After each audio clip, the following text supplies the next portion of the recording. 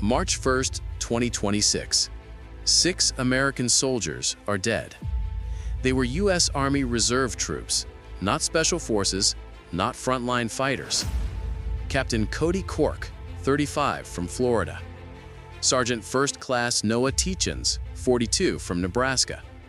Sergeant First Class Nicole Amore, 39, from Minnesota. And Sergeant Declan Cody, just 20 years old, a college student from West Des Moines, Iowa. They were working in a makeshift operations center, a shipping container-style building inside a civilian port, miles from the main Army base. No overhead protection, no drone defense system, not a single warning siren fired. An Iranian drone found them with pinpoint precision. It hit dead center on top of the building. And the question Washington does not want to answer is, how did Iran know exactly where they were? The answer didn't come from Tehran. It came from Moscow. To understand what's happening right now, we need to go back 4 years, to 2022, to Ukraine. When Russia invaded Ukraine, it had a problem. It was burning through missiles and drones faster than it could make them. It needed a partner, and it found one in Iran. By late 2022, Iran had supplied Russia with over 1,700 Shahed kamikaze drones, slow, cheap, and deadly. Each one cost between $20,000 and $50,000 to build. Each one could fly 1,200 miles, carrying a 110-pound warhead. Russia used them to hit Ukrainian cities, power stations, and apartment buildings. Ukrainian President Zelensky called it out directly. Iranian deadly drones sent to Russia in hundreds became a threat to our critical infrastructure. That is how one terrorist has found the other. But Iran didn't just send drones. Iranian Revolutionary Guard officers physically deployed to Crimea, European soil, to train Russian forces to operate them. By 2023, the partnership went even deeper. Russia and Iran secretly signed a $1.7 billion deal and opened a drone factory inside Russia, designed to produce 6,000 Iranian-designed drones per year on Russian soil. Iran was teaching Russia to become self-sufficient. And now, in March 2026, the favor is being returned. The EU has confirmed Russia is now sending upgraded versions of those same drones back to Iran, with improved navigation, jet engines, and AI targeting systems that are far harder for the US to shoot down. Now, fast forward to February 28, 2026. The US and Israel launch Operation Epic Fury. Iran's supreme leader is killed in the opening hours. Iran needed to find American forces fast. Russia had the eyes to do it. Russia's spy satellites orbit at 500 kilometers altitude with a resolution of just 1 meter. Good enough to identify individual warships, good enough to track US aircraft, good enough to tell Iran exactly where to strike.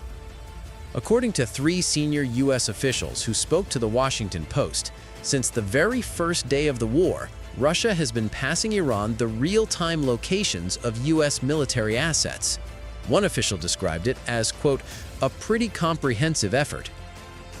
And the UK's Defense Secretary, John Healey, revealed something even more alarming.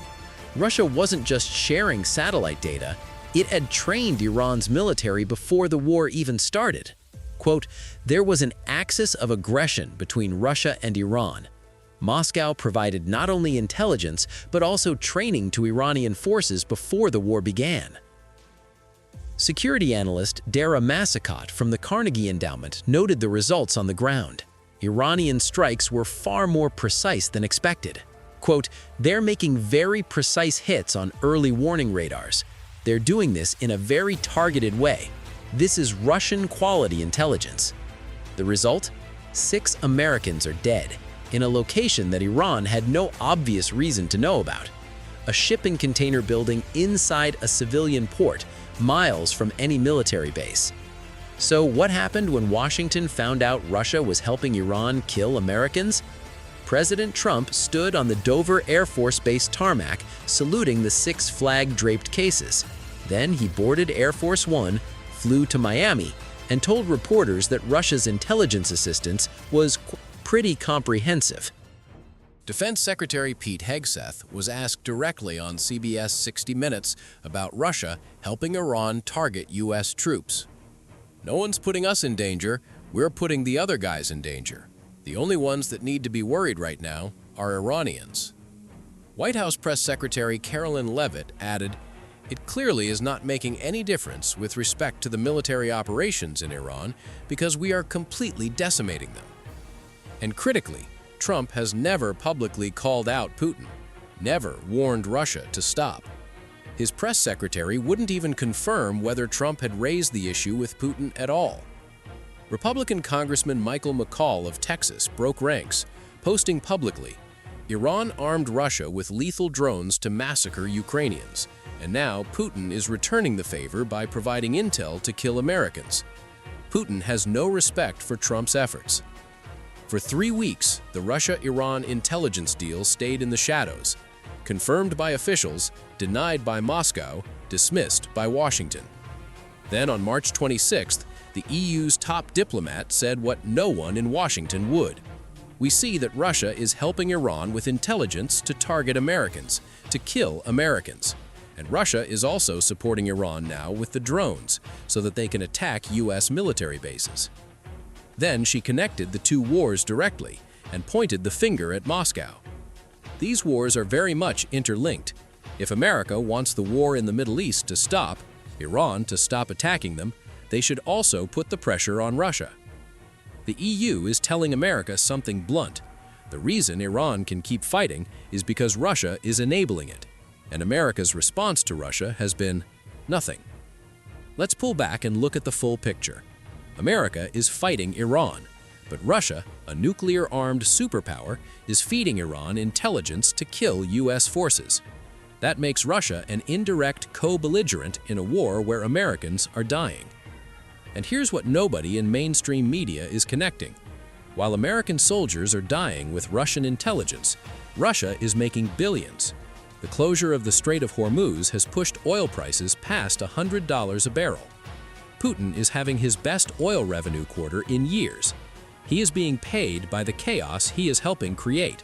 And then there's Ukraine. Russia wants America distracted. Every U.S. bomb dropped on Iran is one less for Ukraine. Every Patriot missile fired at an Iranian drone depletes a stockpile that Ukraine desperately needs. America is producing only 600 Patriot interceptors a year. Iran has thousands of Shaheds. The question America must answer: can you fight Iran effectively while the country helping Iran target your troops faces zero consequences? Russia, Iran, Ukraine, and potentially Taiwan. These conflicts are no longer separate. They're connected by intelligence, by weapons, by money, and by a shared interest in seeing American power weakened. The EU sees it, the UK sees it. The question is, does Washington? In the next video, we're covering something nobody is connecting yet: how China is watching this war and what it is learning for a potential move on Taiwan. Subscribe now. The button is right there. I'll see you in the next one.